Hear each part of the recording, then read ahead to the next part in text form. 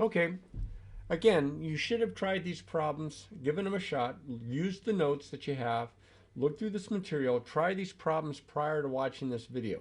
You're only watching this video if you want to just reinforce the information to work the problems, or you want to check your answers.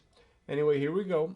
Make sure you've tried your problems first, though. For the problems 1 and 3, excuse me, 1A and 1B, they've given you diagrams, and they ask you to determine the exact values of the 6 trig functions of angle theta. Well, the key here is that if you know this point on the terminal side here, you can, this is your x, this is your y, right? You can find r, which would be this distance from here to here, by taking the square root of 4 squared plus 3 squared, which is the square root of 25, 16 plus 9, which is 5. Not negative 5 because it's a distance. And now I can find the cosine of theta, the sine of theta, and the tangent of theta using that the cosine is the x over the r, 4/5. Now this is given to you way back at the beginning of this section. In fact, I just happen to have the book with me. And there it is. Oops. There it is. Where's the cosine? Cosine is x over the r. Okay? And r is equal to the square root of x squared plus y squared. This is based on the definition of trig functions of any angles. Up to this point, we've been mostly just dealing with acute angles. But now we're going to kind of expand that a little bit, although this first example appears to be an acute angle, by the way it's drawn. So the sine is the y value over the r, 3/5, and the tangent is the y value over the x value, 3/4. Now the other 3 trig functions are just reciprocals. The reciprocal of cosine is the secant, the reciprocal of the sine is the cosecant, and the reciprocal of the tangent is the cotangent. So the reciprocal of cosine secant would be 5/4. The reciprocal of sine of theta, which would be the cosecant of theta, is 5/3. And the reciprocal of the tangent of theta, which would be the cotangent of theta, is 4/3. And those are the exact values. Don't write them as decimals, just leave them in fraction form. And if the fractions simplify, then you should simplify them. Now I'm going to do almost the same exact thing here with part B, even though my terminal side is in the 3rd quadrant. By the way, if you have an angle in standard position, and the angle has a terminal side that's in the 1st quadrant, like in this diagram, it's called a 1st quadrant angle. If it's in the 2nd quadrant, it's called a 2nd quadrant angle. If it's in the 3rd quadrant, like this example over here, it's a 3rd quadrant angle. And if it lies in the 4th quadrant, it's a 4th quadrant angle. If it lies right on one of the axes, then we sometimes call it a quadrant angle or a quadrantal angle. So now I need to find r. R is equal to the square root of -8 squared plus -15 squared. I hope you can see that okay. This is where students sometimes mess up. They forget that when they square a negative, they get a positive. So this is 64 plus 225. 8 times, -8 times -8 is positive 64. -15 times -15 is positive 225. So if I add those together, I get the square root of 289, which is 17. You know, it's convenient when they come out to be nice integers. So now I'm going to find the cosine of theta, the sine of theta, the tangent of theta, and then the other 3, which are going to be reciprocals. And that would give me the secant of theta, the cosecant of theta, and the cotangent of theta. Now don't just write like cotangent equals without the theta symbol there, okay? Because it doesn't really make sense when you just write cot equals. All right, now I'm going to find the cosine. It is the x, which is -8, over the r, which is positive 17. I get -8/17. The sine is the y over the r, so that's -15 over positive 17. So that's -15/17. And the tangent is the y over the x, so that's -15 over -8. That's positive 15/8, because a negative divided by a negative is positive. Now I just write the reciprocals for the other 3. So this would be -17/8. This would be -17/15. And this one would be positive 8/15. Oops, 15ths. I got to just write it out. And there's my 6. Those are my 6 trig functions, exact values. Now, the next couple of problems say the given point is on the terminal side of an angle in standard position. Determine the 6 trig functions of the angle. This is the same thing as in problem 1. They just didn't give you a diagram. I mean, if you wanted to draw a diagram out, you would go 7 and then 24. It would look like this. And then you work it the same way. This is your angle. So what we're going to do here is we're going to first find r. R is equal to the square root. You don't have to draw this out. You can just base it on this. Of x squared plus y squared. So careful with your arithmetic. This is 49 and this is 576. And when you add those together, you get 625. And very conveniently, look at this, you get 25. Like I said, it's always convenient when r is a nice integer. So now I'm going to find the cosine of theta, the sine of theta. Oops, can't see it if I have it way over to the side there. Here we go. I'm going to find the cosine of theta, the sine of theta. This is my 7/24 here. The tangent of theta. I'm going to find my secant of theta, my cosecant of theta, and my cotangent of theta. All right, the cosine is the x over the r, so that's 7/25. Definitely first quadrant, everything's positive. The sine is the y over the r, so that's 24/25. The tangent is the y over the x, so that's 24/7. All right, so the reciprocal of cosine is secant, which would be 25/7. For cosecant, it's the reciprocal of sine, which is 25/24. And the cotangent is the reciprocal of tangent, so that'd be 7/24. And there are my exact 6 answers. Now, I think you're going to have a radical in this one, because I don't see any kind of special Pythagorean triple heading my way. So if it helps you, draw a diagram. 2 to the left, up 9, right? It would look something like this, where this is -2, 9. So your angle would be a second quadrant angle, and that would tell you that in some cases you're going to have negative values, in some cases you're going to have positive values. So this is my theta, and I need to find r. Oops, I got to bring it way over here. I keep forgetting to bring it over. There you go. There's my diagram. Hopefully that helps. So now I have to find r. That's the square root of -2 squared plus 9 squared. So that's the square root of 4 plus 81, positive 4, and that's the square root of 85, which does not simplify. So I'm going to find the cosine of the angle, the sine of the angle, the tangent of the angle, and then I'm going to find this secant of the angle, the cosecant of the angle, and the cotangent of the angle. Well, for the cosine, it's the x, which is -2, over the r, which is the square root of 85. So this is -2 all over the square root of 85. Now, I don't think your teacher's going to want you to have r to be, I should say, to have a radical in the denominator. So you're going to probably have to rationalize it by multiplying top and bottom by the square root of 85. And that would give me -2 square roots of 85 all over 85. For sine, it's the y over the r, so this is going to be 9 over the square root of 85, and similarly, multiply top and bottom by the square root of 85, and I get 9 square roots of 85 all over 85. The tangent is the y over the x, so that's going to be -9/2, which means cotangent is going to be -2/9. Now here's a little trick to save you some time. The secant and the cosine are reciprocals, so you say, oh, I got to take the reciprocal of this. Well, you can. It'll take you a little bit extra. Why not take it of this form? Because when you take the reciprocal, the radical is going to end up top. If I take the reciprocal of this, the radical's in the bottom. I've got more work to do. So this is going to be the square, it's actually going to be negative, the square root of 85 over 2. And this one's going to be, no, not negative, positive. The reciprocal here of the square root of 85 all over 9. And there are my 6 answers. And hopefully you can see that okay. Now, in problem number 13, they say, state what quadrant in which theta lies in. Okay, now here's something to help you, and I've talked about this before. All students take calculus when you consider sine, cosine, and tangent. Those 3 trig functions. Okay, the A stands for all three trig functions are positive in the first quadrant. In the second quadrant, the S stands for sine. The sine is positive, but not the other two, not the cosine or the tangent.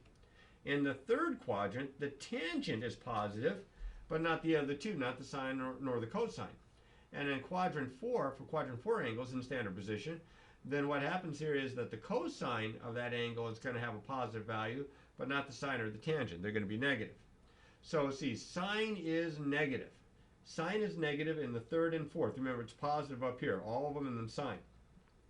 Now, what else does it say? It also says that the cosine is negative. Well, cosine's positive in the fourth, cosine's negative in the third, so this is a third quadrant angle. Remember, sine is negative in the bottom two, cosine is negative in these two, and they overlap right here. Next guy up. Sine is positive. Well, sine is positive in the first and second. So positive in the first and in the second. Tangent is negative. Now, tangent is positive in these two, so tangent's negative in the second and fourth. So what do we have in common? We have quadrant 2. Okay. And 17, I think they want, yep, well, they want the same thing here. So I go back to my diagram here. Now, cotangent is not one of the ones listed here, but remember, it's the reciprocal of tangent. So reciprocals have the same sign. So the SIGN, sign, they have the same sign. So cotangent is positive when tangent is positive, first and third. Cosine is positive. Cosine's positive first and fourth. So what's in common? Quadrant 1. There's my answer. All right. Off and running. Now, in problem number 19, it says find the values of the six trig functions of theta. And they kind of describe it a little bit differently. They do give me sine, so I already have one of the 6, but they also say that theta is in the second quadrant. Remember, sine is positive in the second quadrant. So what that means, this is the y value over the r. So what that means is that the y value is 3 and the r is 5. So you can figure out what the x is because you know that the square root of x squared plus y squared equals r squared. So that tells me I have the square root of x squared plus 9 is equal to 25. Oh, actually, it's just equal to r, not r squared, excuse me, is equal to 5. If I square both sides, I get x squared plus 9 equals 25. I get x squared equals 16. Now remember, in the second quadrant, x is negative. So x is negative 4. And that's one way to set it up, because once you have this, it should be easy. You need the cosine of theta. Sine of theta was already given. Tangent of theta. Secant of theta. Cosecant of theta. Cotangent of theta. The cosine is the x, negative 4, over the r, which is, where do I have it? R is, oh, r is back here, r is 5. So it's going to be negative 4/5. This is positive 3/5.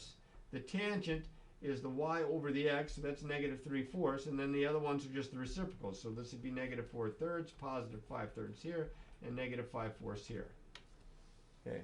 Once we get the first three, the other three kind of fall apart. Now in problem 21, hang on a second, just a sip of coffee time. Same directions.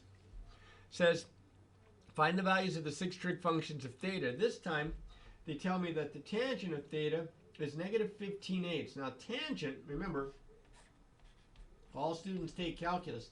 Tangent's positive first and third. So it's negative second and fourth. And it says here sine is negative. So that's not the second, because sine is positive in the second. That's the fourth quadrant. So I already know it's quadrant 4. So if I want to, I can draw a diagram. It's going to be in quadrant 4. And what do I know? Well, I know that the y over the x That's the negative 15/8. All right, in quadrant 4, the x is positive, the y is negative, so I'm going to write this as 8 and negative 15. There's the y, there's the x, there's the y, there's the x, and the negative goes with the y because I'm in the fourth quadrant, and in the fourth quadrant, the y value is negative, the x value is positive. So now I have to use the Pythagorean Theorem to find r. So that's 8 squared plus negative 15 squared. So that's 64 plus 225. That's the square root of 289. That's 17. Again, it's always nice when you get nice integers instead of having to deal with a bunch of radicals, because you might have to rationalize the denominator. So r is 17. There's my x, there's my y. It's time to get them. Cosine of theta, sine of theta, tangent of theta, which they already have. That's negative 15/8. Then I have secant of theta, cosecant of theta, cotangent of theta. Well, the cotangent's the reciprocal of tangent, so this would be negative 8/15. Now I'm ready to go. Cosine, that's the x over the r. So that's 8/17. So this would be 17/8. The sine is the y over the r. So that's negative 15/17. And this would be negative 17/15. And I have all 6 of them. This isn't all that bad. Okay, now for problems 31 through 39, it's useful to have some information about the unit circle here. Okay, these angles that they're showing us here can also be found on the table that's in your book on page 317. Okay, they give you the sine, the cosine, and the tangent for 0, 30, 45, 60, 90, 180, 270. So what happened, or in radians, this is the same as 180 degrees, pi radians. So to find the secant, this is 1 over the cosine of pi. Well, you can look it up in the table. You can draw yourself a triangle or a set of axes, but the cosine of pi, or 180 degrees, is negative 1. So 1 divided by negative 1 is negative 1, and I'm off and running. The tangent of pi over 2, using the quotient property, is the sine of pi over 2 divided by the cosine of pi over 2. So that's 1 divided by 0. Well, that's undefined. Okay. The cotangent of pi over 2, that's the cosine of pi over 2 all over the sine of pi over 2. Again, using the quotient property. The cosine of pi over 2 is 0. The sine of pi over 2 is 1. Well, that's just 0. You can have 0 in the numerator. You just can't have it in the denominator. The cosecant of pi is 1 over the sine of pi. So if you look up the sine of pi there, you're going to find out that this is 0. So it's undefined. Okay. All right, 4 more like this. The secant of 0, that's 1 over the cosine of 0. And the cosine of 0 is 1, so that's 1 over 1, which is just 1. The cosecant of 3 pi over 2 is 1 over the sine of 3 pi over 2, since they're reciprocals. And the sine of 3 pi over 2 is negative 1. So 1 over negative 1 is negative 1. So I'm either looking in the table, or I am using the fact that I know the unit circle to come up with these. The cotangent of pi is the cosine of pi over the sine of pi. So remember, cotangent is cosine over sine. The cosine of pi is given to be negative 1. The sine of pi is 0. That's undefined. 3 so far that are undefined. The cosecant of pi over 2 is 1 over the sine of pi over 2. And the sine of pi over 2 is 1. So it's 1 over 1, which is 1. Not so bad. So that's how you work problems 31 through 39 all, is that you can use the table or you have it memorized, and of course you use your reciprocal and your quotient identities to come up with these values. All right, so problem 45, let me see where the directions are here. It says, find the reference angle theta prime and sketch theta and theta prime in standard position. All right, well, as it turns out, this angle is a big angle. It is more than 2 pi. 2 pi with a denominator of 3 would be 6 pi over 3. So what I'm going to do is first I'm going to find a coterminal angle. So coterminal, I'm going to subtract 2 pi, because you get coterminals by adding or subtracting multiples of 2 pi. And this would be 11 pi over 3 minus 6 pi over 3, which is 5 pi over 3. Now these are not the same angle, but they are coterminal. And this is, I know that 5 pi over 3, which is the same as 300 degrees, is in the fourth quadrant. So if I was going to draw this, and it does ask me to draw it, right? Yes.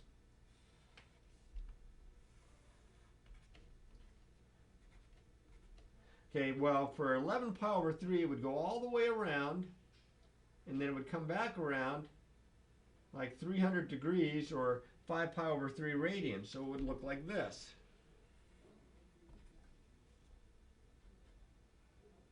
Okay, for theta. Your reference angle, let's see if I can find my red pencil here. Yep, I didn't throw it away after all. My reference angle is from the terminal side to the horizontal axis. So it's going to be this angle right here. Well, remember, if this is 300 degrees, then this guy here is 60 degrees, and your reference angle theta prime is 60 degrees, or pi over 3 radians. You can write it in degrees or radians, but since the original angle was given in radians, I would write it in radians. And last but not least, and you wrote down 97, I assume it's 97, it's a big jump there. It says find the indicated trig value in the specified quadrant. Now it says here that the sine of theta is negative 3/5. Now remember, sine, it's like your y value. That's positive in the first and second, negative in the third and fourth. And it says it's in quadrant 4. All right, so that means this makes sense that it's in quadrant 4. And I'm asking you to find the cosine of theta. Well, there's more than one way to do this. One way is draw it out. 1, 2, 3, 4, 5. 1, 2, 3, 4, 5. Negative 3/5 means y over, this is the y over the r here. So my y value is going to be, let's see, 3 down. So let's see. You know, I don't know if you're going to like this. My y is negative 3. My r is 5. So my y value is negative 3. My r is 5. So it's going to kind of go out like this. So that this part here is negative 3. We could use the fact that x squared plus y squared equals r. The square root of that equals r. So that way I could get the square root of x squared plus 9 equals 5. Square both sides. X squared plus 9 equals 25. X squared equals 16. X is equal to either positive or negative. And in the fourth quadrant it would be positive 4. And I know that this is 5, my r. So I'm asking you to find the cosine. That would be the x over the r. It would be positive 4/5. That's not the only way it could be done. You could also use the fact that if you know it's in the fourth quadrant, you know cosine is positive. So then you could use sine squared theta plus cosine squared theta equals 1. Plug negative 3/5 in here. Hope I left enough room. So this is 9/25 plus cosine squared theta is equal to 1, which I'm going to write as 25/25. Subtract 9/25 from both sides. I get cosine squared theta equals 16/25. Take the square root. You don't have to worry about plus or minus, because we know it's in the fourth quadrant and that it's going to be positive, and it's going to be positive 4/5 when I take the square root. And I get the same answer either way. I hope this helps. If you have questions, give me a holler. And practice, practice, practice.